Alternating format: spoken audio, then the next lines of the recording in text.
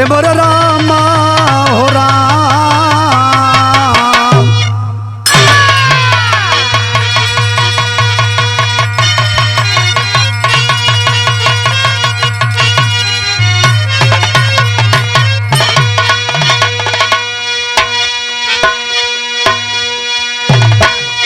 अच्छा साथियों, हम लोग गीत भोजपुरी बिरहा गायक पप्पू पांडे, 8वां पोस्ट तुर्ती पार जिला बलिया, आज रिकॉर्डिंग एक बिरहा का करने चल रहा हूं साथियों। अंजलि स्टूडियो मर्यादपुर के धरती से और हमारे शुभचिंतक दयाल मौर्य के देख रेख में एक बिरहा का शुरुआत करने चल रहा हूं साथियों। हमारे बिरहा का शीर्षक है भाई का स्वार्थ। बिरहा को सुनेंगे, चिंतन करेंगे, मनन करेंगे बाबू, यह रूह कांप जाएगा। आइए, हमारा बिरहा का शुरुआत भूमिका के लाइन से चला है। कैसे मास्टर?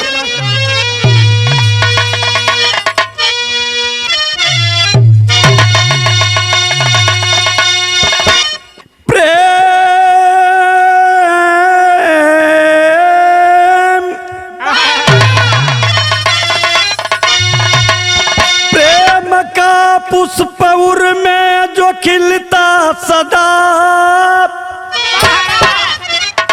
और गंध मकरंद से छंद गीतों के सजीते, मन को भाता जो भ्राता कहलाता मगरीब। कितने रिश्ते हैं दुनिया में स्वार्थ के चलते, दुनिया अनोखी है स्वार्थ की नगरी। अरे तिनको का घर है जो क्षण में बिखरता, ऐसे भाग्य भी है इस जहां में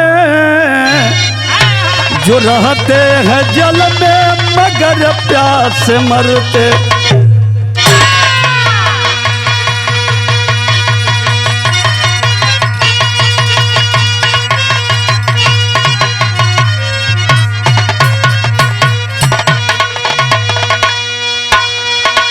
ए बाबू, एक कलयुग में एक भाई से कितना प्रेम करता है।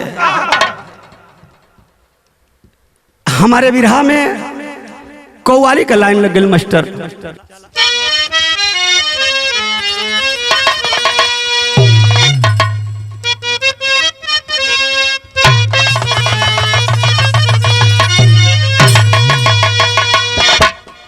कि नहीं चाहिए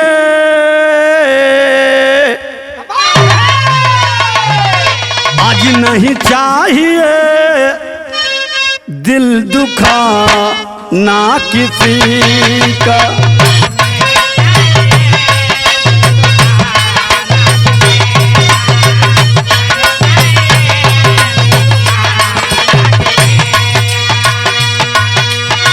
सदा न रहेगा, सदा न रहेगा जमाना किसी का। नहीं चाहिए दिल दुखाना किसी का।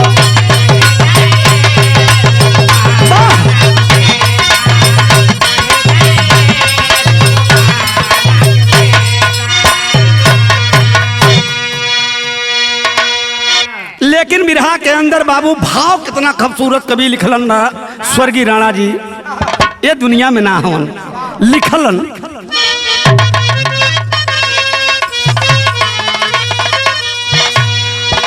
गरीबी को हमने, अरे गरीबी को हमने करीब जाके देखा।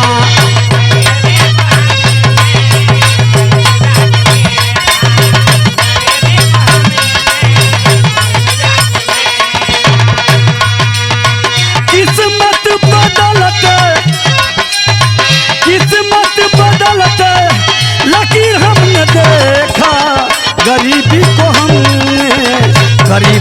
के देखा।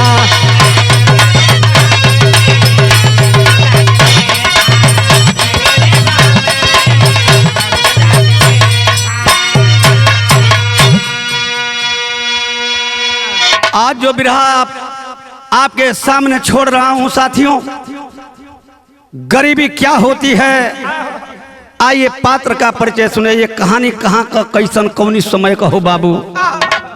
कैसे मास्टर?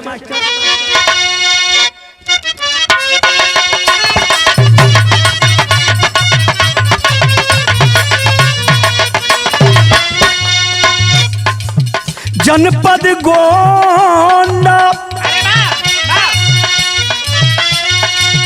जनपद गोंडा में एक गांव मनिहार, जहां नरेश यादव एक छोटा सा परिवार। यहाँ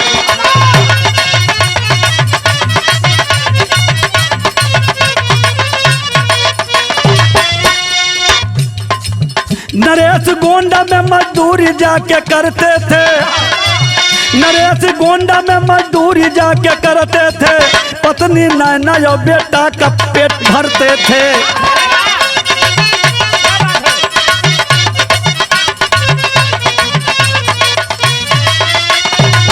बेटा सरवन,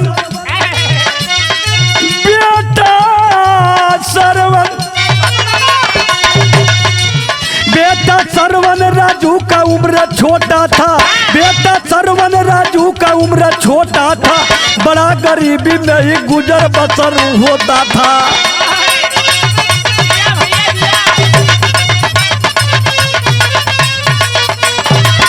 कहीं नैना, कहीं नैना ये बेटा आम मैं मंगाऊंगी, कहीं नैना ये बेटा आम मैं मंगाऊंगी, मिलेगा पैसा तो भरपेट मैं खिलाऊंगी।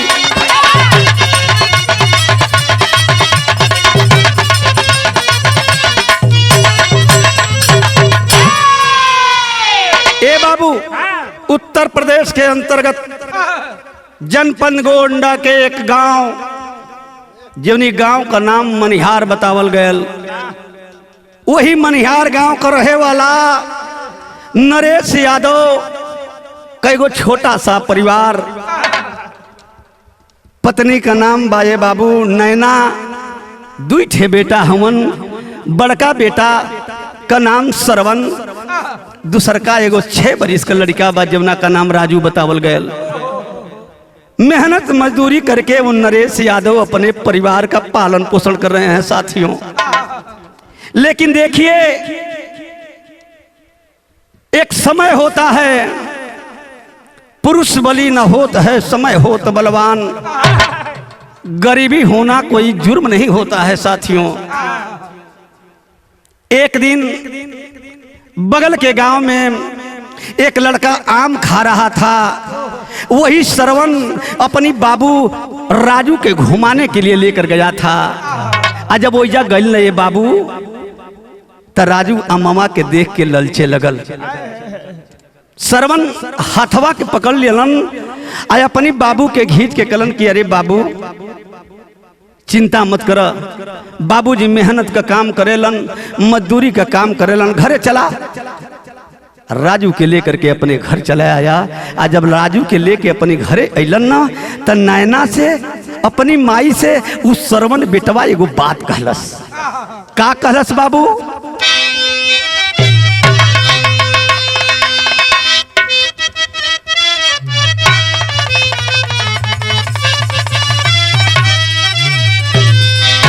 यह बात कहलस,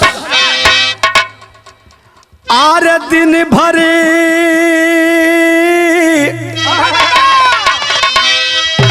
दिन भर कई के मजदूरिया, नरेश धैल घर का डगरिया हो।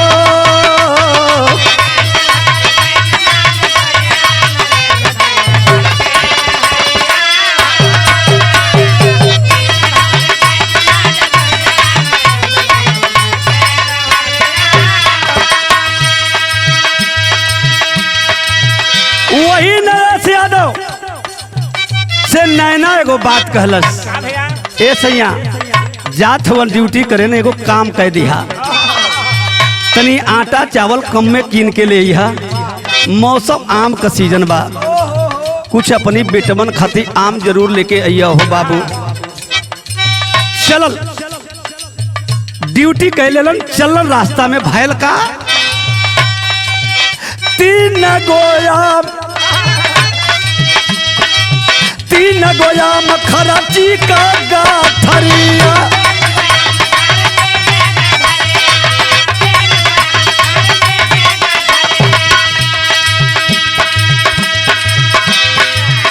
अरे बरसल समनवा रे मरलस बिजुरी।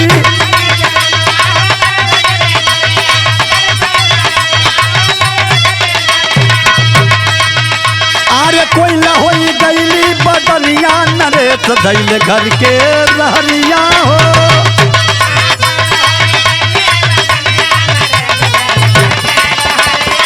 वाह वाह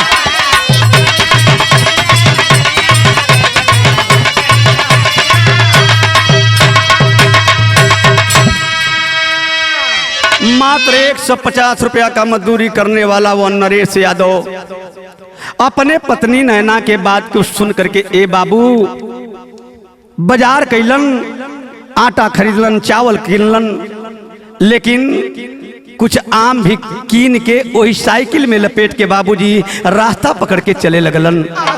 जब आगवा वैलन तो सावन का महीना ये बाबू बिजली तड़पल और बिजलिया जाय के नरेश यादव को मार देहलस, धरती पर गिरलन आ वही लगले ये दुनिया से अलविदा हो गईलन। ये पंचो जब अलविदा हो गए ये बात का सूचना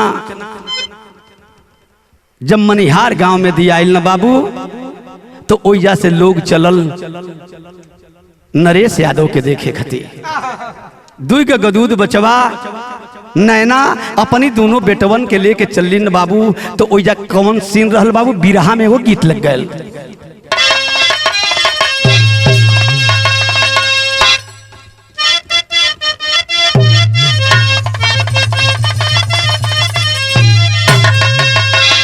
आरे डूबी मरबुए राजा, आरे डूबी मरबुए राजा, अजैबो जो पूर्व के देसावा।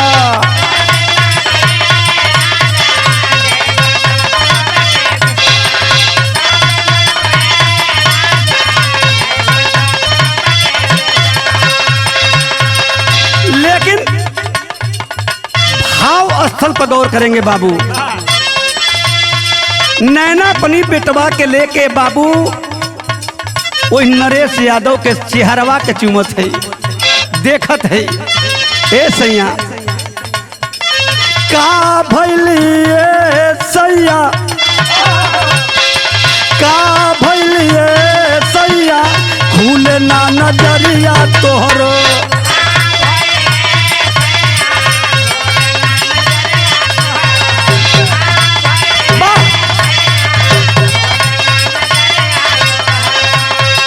कौन घाट लागे बोलन, कौन घाट लागी बोलन, जीवन के डगरिया हमरो का भैलिए सैया, खुले ना नजरिया तोहरो।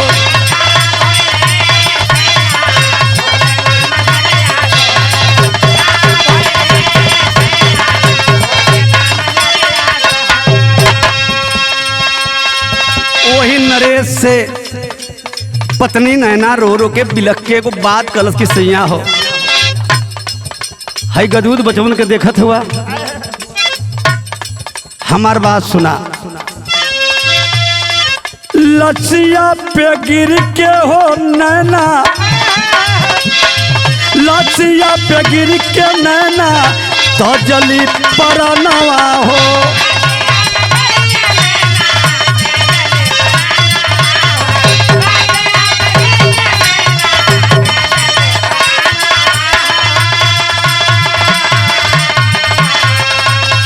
लोटी लोटी रोवे आबा, लोटी लोटी रोवे आबा, तुअरा लला नावा हो।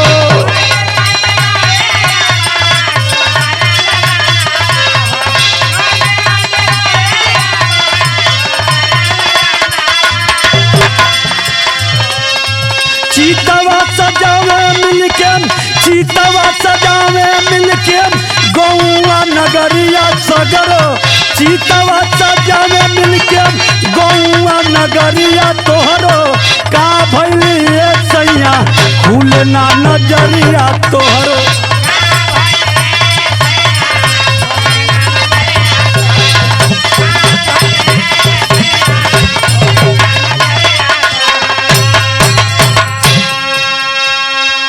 ए बाबू, नैना अपने पति को बार बार उठाना चाहती है लेकिन बर्दाश्त नहीं हुआ। आज जब बर्दाश्त ना भइले बाबू, वही शरीर के ऊपर गिर के अपने दम को तोड़ देती है। नरेश यादव दुनिया छोड़कर चले गए। दोनों बेटा, एक तरफ राजू अपने माँ को देख करके बिलख रहा है, बड़ा बेटा सरवन अपने बाबू के देख के बिलखा था। मोहन बाबू गांव नगर में लाश ले जाकर के सभी लोग इकट्ठा हुए, चंदा लगाया गया और दोनों लाश को सजा करके बाबूजी उस स्मशान घाट पर जा करके दोनों लड़कों से मुख अग्नि दान दिया गया। लेकिन ए बाबू, दुख का हो खेला, तेरी की लाइन से कहना है मास्टर।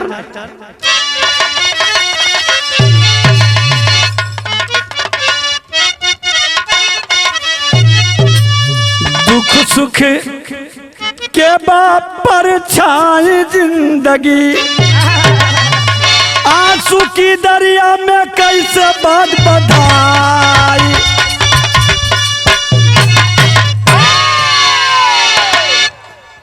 दुख सुख के बा परछाई जिंदगी, आंसू की दरिया में कैसे बांध बदाई। दुख सुख के बा परछाई जिंदगी।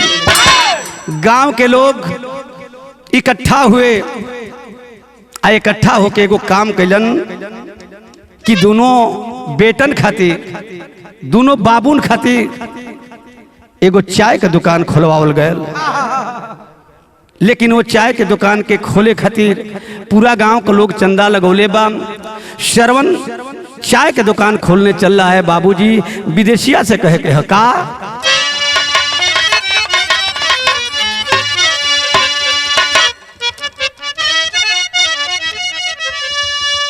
जिंदगी चलावे खातिर, भूखिया मिटावे खातिर खोल दिहल सरवन एक चाय का दुकानिया। इनकम हो बढ़े लागल, उहे राजू जम के पढ़े लागल। आर शादी भइल गीता अइली श्रवण के कनिया। लागल डाका घरवा में वही राजू के नौकरिया हो।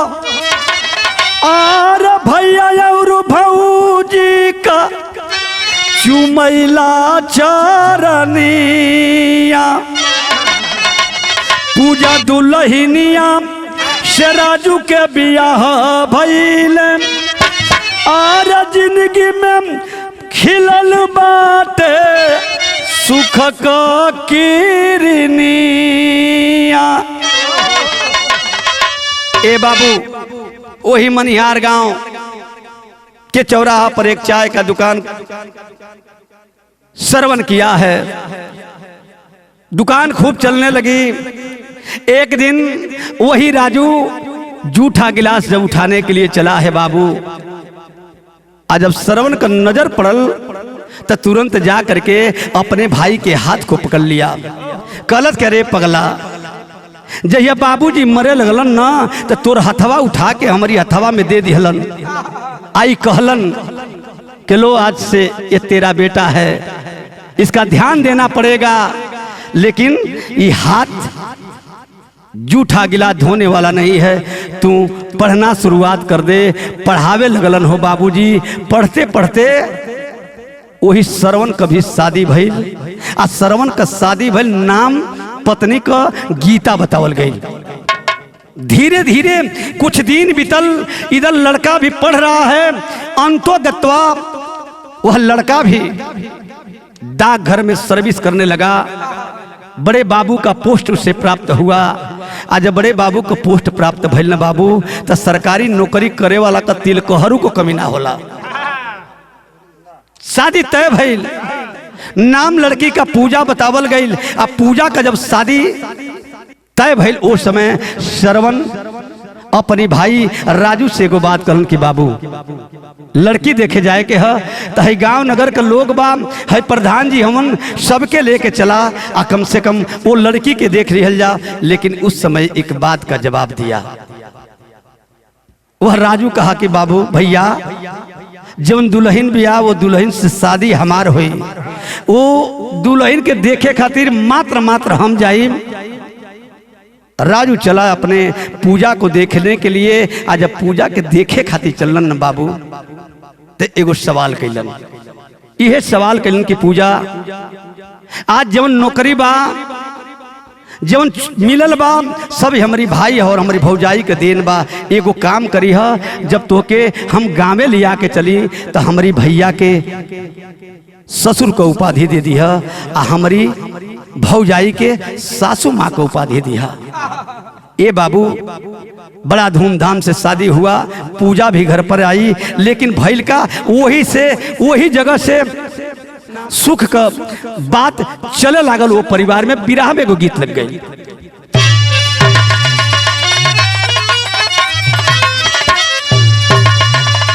वाह,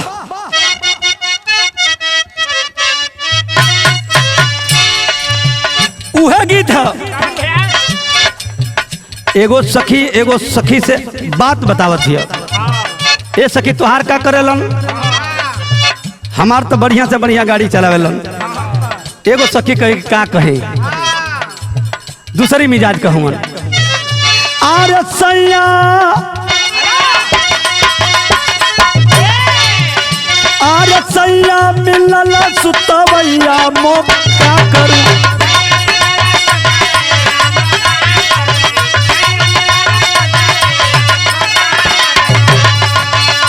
लेकिन बिरहा चल पर आएंगे बाबू। बिया से सुख के सावन अंगना में,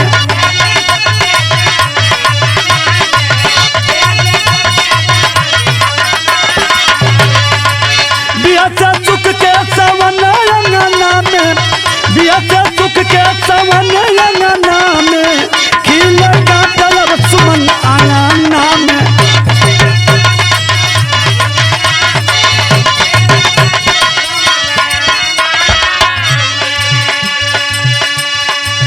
वही पूजा, वही राजू, वही गीता, वही श्रवण।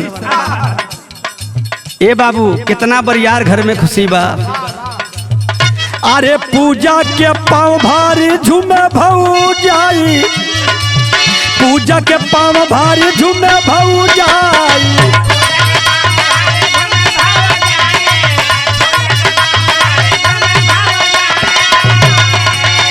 अरे सरवन भैया बतेलन मिठाई,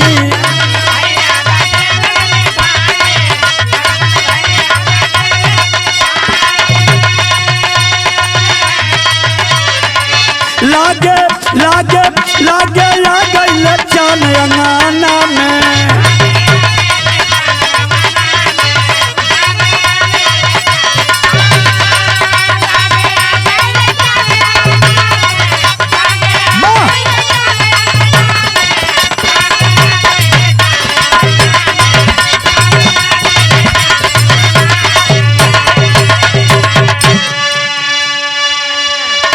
जेवनी श्रवण का शादी गीता से भइल बा, वो गीता का एक भी संतान ना हुवन। वो गीता के खाली बाझिन के नाम से लोग उपाधि देता। लेकिन जब परिवार में पूजा नाम की दुल्हन आई है साथियों, तो माहौल खुशी का है। आज जब माहौल खुशी का भइल ना बाबू, तो उस गांव में रहने वाले आज भी हैं, एक खटिया का मर्द मेहरारू दू खटिया पकड़े वाला बाझिन समझल जाता। वो गीता के बड़ा उमंग बा परिवार में भाई के, लेकिन कहीं गोमती काकी गीता इतना क्यों इतराती हो, कहीं गोमती काकी गीता इतना क्यों इतराती हो। अरे वह बच्चा होगा राजू का तुम क्यों खुशी मनाती हो। वह शब्द नहीं था वज्रबाण, वह शब्द नहीं था वज्रबाण, अंतर मन को झकझोर दिया, मन के आंगन में ममता का दर्पण तोड़ दिया। एगो गीता गोमती काकी वही गौवा का जाके वो ताना मार रही है। गीता से एगो बात करती, का छरी आइल बाड़ू, का बेबद बाड़ू। वो जेवन लइकवा पैदा होई ना वो तोहार ना होई, वो पूजा का होई, वो राजू का नाम होई। लेकिन अर्धरात्रि के बेरा में बाबू जब पूजा और राजू आपस में बैठते हैं एक दिन वही श्रवण आ वही गीता जब एक रात में बैठलन तो यह ताना वाली बात कहलन। गीता रोने लगी, पैर को दबा रही है, आँखिया से आंसू चलत बा, रोवत बिया। आज जब एगो ठोप वही पैर पर पड़ल बाबू तब पूछलन कि काहे रोवत अड़ू गीता, बतावा अपनी रोले का कारण बतावा। उहे बतावलस कि का करी सैया, ये दुनिया में हित मीत संसार में जितना लोग बा सब हमके बाझने तो बतावेला। आज है गोमती काकी जौन बिया ना ऐसन ऐसन बात कह दियलस। तो एगो हम मंगनी तो से मांगतनी, उ मंगनी हमके दे दा। ये दुनिया में ये धरती पर कोनो नारी ऐसन मंगनी अपने पति से ना मंगले होई बाबू। मंगलस कौन गीत है?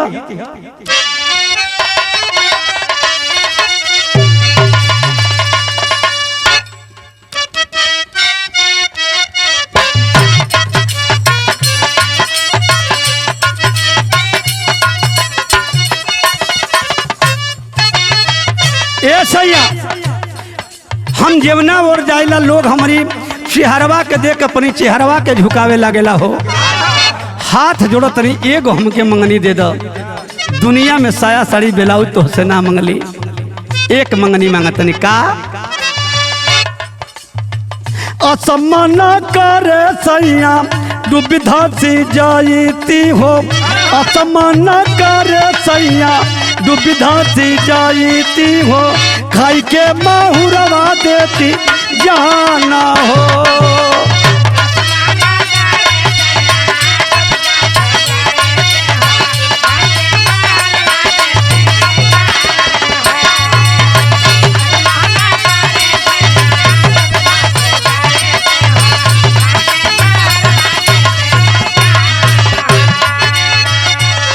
एगो मंगनी दे द का। हमरे बाकिरिया कैला दूसर बियाहवा हो, हमरे बाकिरिया कैला दूसर बियाहवा हो, दे दी है लाल भगवान हो।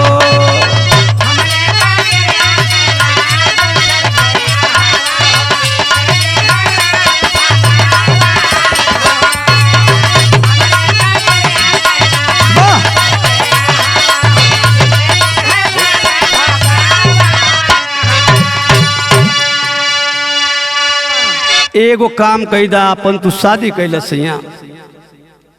ई बात रात में वो गीता अपने पति श्रवण से बता रही है। आई बतिया के सुने वाला पूजा नाम का दुल्हन। आज जब पूजा ये बात के सुनली न बाबू तो उस समय श्रवण जवाब दिया कि का बात करती हो। ये दुनिया में ये संसार में अगर बेटा केहू के दिए तो राजू ऐसा बेटा होके के चाहिए। अरे तू गोमती काकी का बात करता हूँ, जीवन गोमती काकी का बेटा रोज गांजा दारू पी के अपनी माइये के मारेला। एगो काम करा, बेटा राजू हमारा है, सोच अपने दिल से निकाल दीजिए।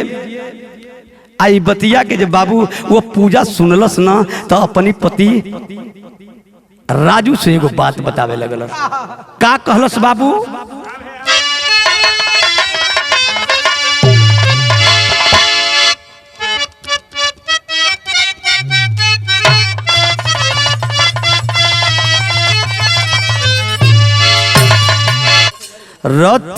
में छुप के पूजा सुनली सारी बातिया रे सुनली सारी बातिया हो असैया से बतावे कुमी लायन हो रहा।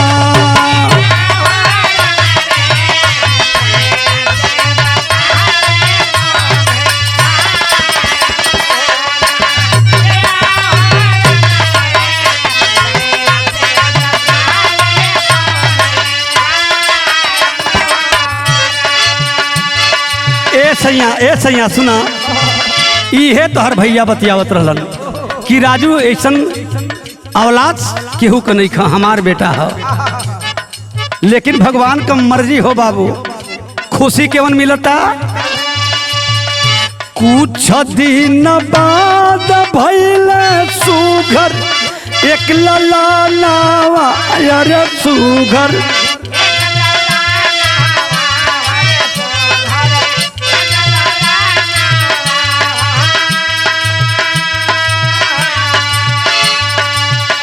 राजू पूजा हार सायन हो राम।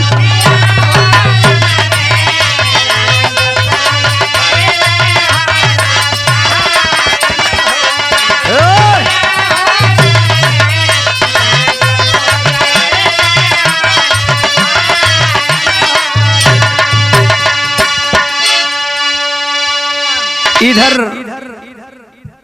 वही राजू से वो पूजा बखान कर रही है।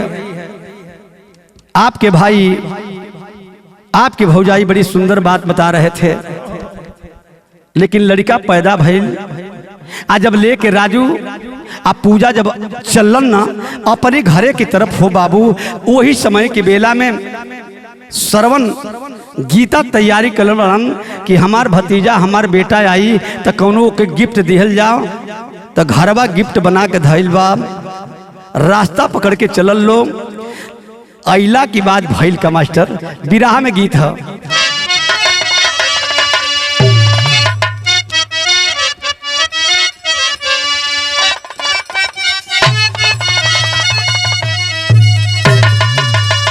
कि अरे तोहफा में दिहले सरवन, अरे तोहफा में दिहले सरवन, अरे सोनवा का गहनावा ये बाबू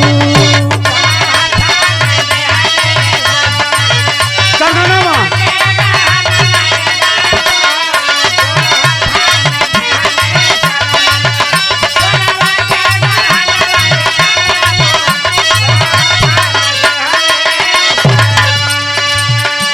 तोहफा में दिहले सरवन, सोनवा का गहनावा ये बाबू भाऊजी के राजू दिहली, भाऊजी के राजू दिहली, गोदिया में ललनवा ये बाबू।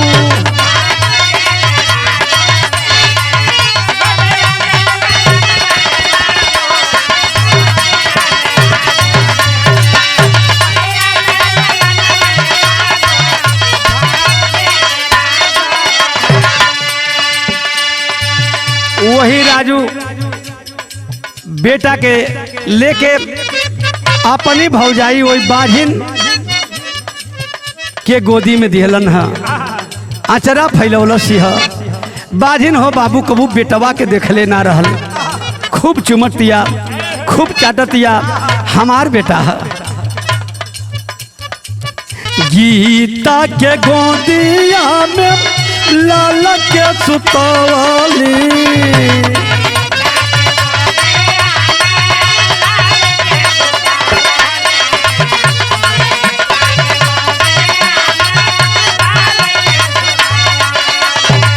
हो तभी नुसार मुअल बचवा के पवाली, अरे बचवा के पवाली।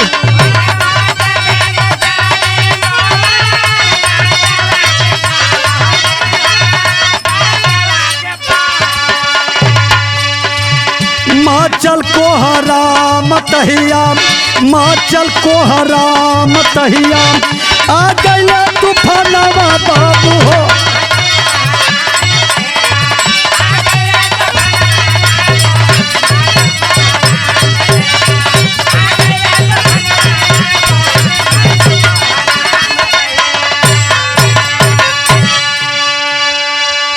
ये बिरहा के सुने वाला भाई, लड़का जब गीता के गोद में आइल बा, बाबू के चुमली है चटली है लेके अपनी रूम में गईली, बाबू सुतल बा। आ जब भोर का टाइम भइल ना हो बाबू, वो लइकवा के उठावे लगली। आ जब लइकवा के उठावे तो लइकवा बाबूजी ये दुनिया के छोड़ के चल बसल रहल। पूरे परिवार में बाबू एक तूफान आ गया। तब ओइजा फिर गोमती काकी के मौका मिलल बा कि अगली बेर हम दाव लगौली, हम दाव लागल ना, लेकिन ये बेरी दाव फेल होखौ ना दे। हर एक गांव की स्थिति है, दोनों भाई को अलग कराना चाहती है। पहपट से कहना है मास्टर,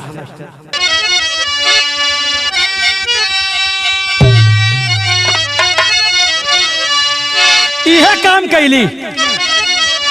अरे गोमती काकी कैली जब चुगलाई बचवा जीना, अन्य संतानी के परी परछाई बचवा जीना।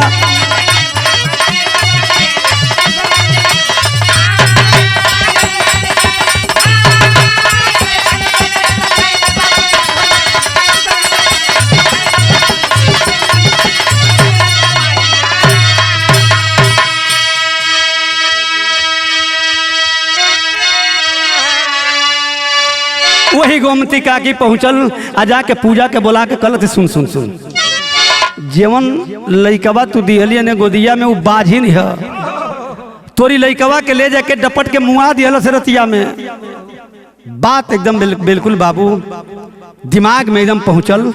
आ अपनी मर्द राजू के बोला कहलत के हे सैया सुना, अब चली ना, दोनों जना का बंटवारा हो जाओ। मेहरी की जिद में आके राजू हार गईले हो। अब परपंचन के बुला के भैया अलगा कहे कि भैले हो। सरवन कहे घरवा न बटाई बचवा जी नाम, आ रहब खेत में मरई द बनवाई बचवा जी ना। पंचायत जब दरवाजे पर बिटोर भइल, ठेंगुना के जो नीचे गिरा के बाबू दोनों हाथ जोड़ के आ सरवन एगो बात कहलन कि ये बाबू सुना, सरकारी आदमी हुआ हई ईंटा का मकान ई तोहरे खाती है, लेकिन एगो बात तो के बता दी बाबू, एजा रसरी ना लगी, एजा बंटवारा ना हुई। हौ जौन प्रधान 2 डिसमिल जमीन हमनी के पट्टा के दिले हमन ना, ए बाबू तोहर हाथ जोड़तनी, वही मचल के एगो मड़ई हमनी के बनवा दो, हमनी के दोनों बेगत अपन गुजारा कर लेवे के। ले करके बाबू मड़ई बनाने के लिए वह राजू सामान भी दिया, मड़ई बना। दोनों भाई का अलग हुआ, भोजन अलग बनने लगा, लेकिन खुशी का माहौल, हर एक तरफ खुशी तो एक तरफ गम है।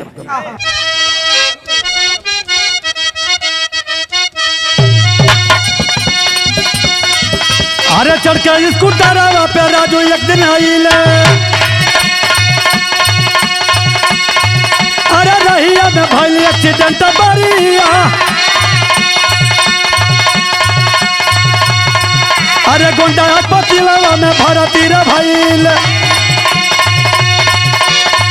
अरे डगरमा में खून तब भइली तबा। अरे जइलो न चाहे गीता क्रिया धरवा, अरे रतिया में सुतले में भइल फारा।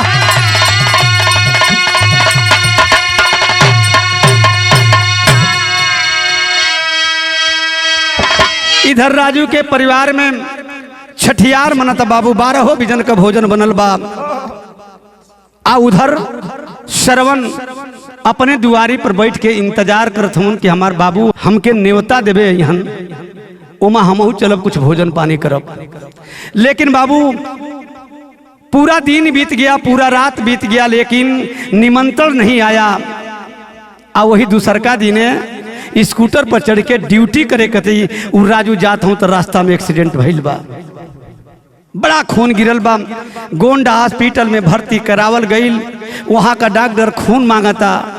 सूचना जब पूजा के मिलल न तो अपनी जेठ श्रवण के पास गेली है, कहली कि राजू का एक्सीडेंट भइल बा, डॉक्टरी में जाना जरूरी है। लेकिन गीता तुरंत अपने पति श्रवण को कसम दिला देती है कि याद करे ये सैया जेकरी घरे 12 बिजन का भोजन बनल आ हमने के रात में उपास कैली जा, तोरी शरीर में खूने नहीं खे देबो कहाँ से, जा।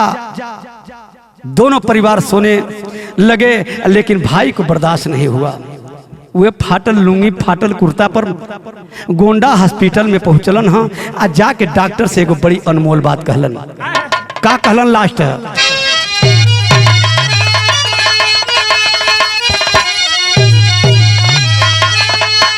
अरे श्रवण का कि खूनवा मोर निकाल भैया, हमारे राजू क्या परनवा बचाल भाई।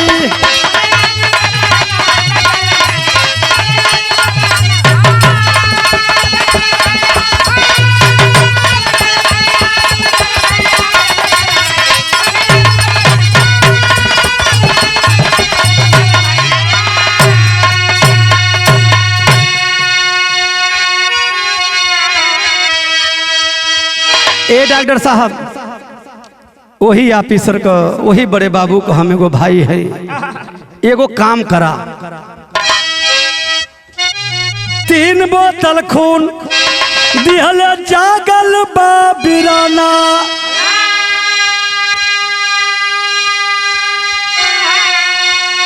अरे बाकी बलकम भैया तज दिहल बराना।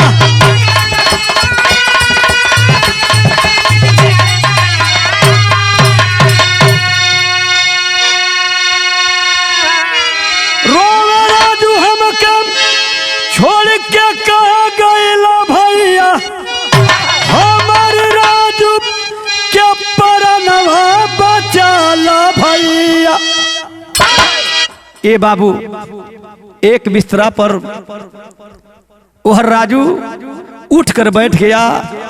आजेवनी बेड पर से खून निकलाइल बा।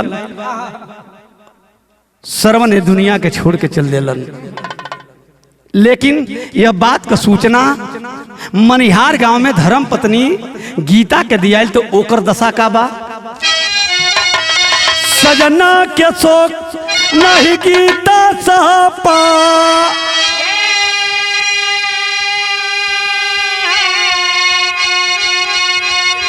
अरे कुआं में गिर के दिहल जानवा गवा।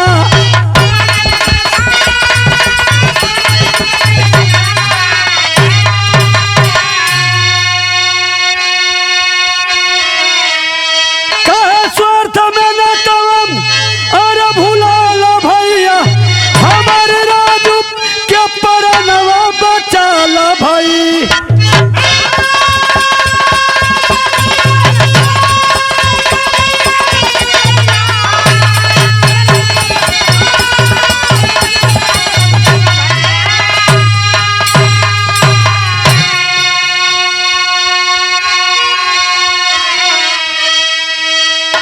ये बात का जानकारी जब गीता के भइल, गांव के बगल में कुआना बाबू जाके वही कुआना में कूद के अपनी जान के त्याग दिहलस। तब इस बात का सोच हुआ छोटा भाई राजू को, अरे दुनिया तो बिल्कुल बेकार है। लोग कहते कि बेटा मेरा है, पत्नी मेरा है, ये दुनिया में कोई किसी का नहीं है। एगो काम कहलन अपनी पत्नी पूजा से, ए पूजा सुना, गोद में लड़का दियाई गइल बा, है महल अटारी बनाई देले बनी, रुपया पैसा का कमी है ये नहीं खे। अब एगो हमके काम करे दा, वह राजू क्या काम किया? राजू बैरागी होकर घर से बहिर आए,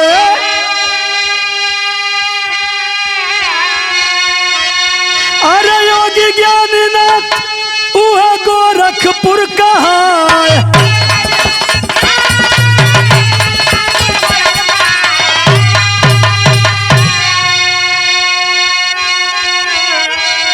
अरे झूठ मेरी या बेटा पेलू भाला भैया, हमारे राजू क्या परनवा बचाला भाई।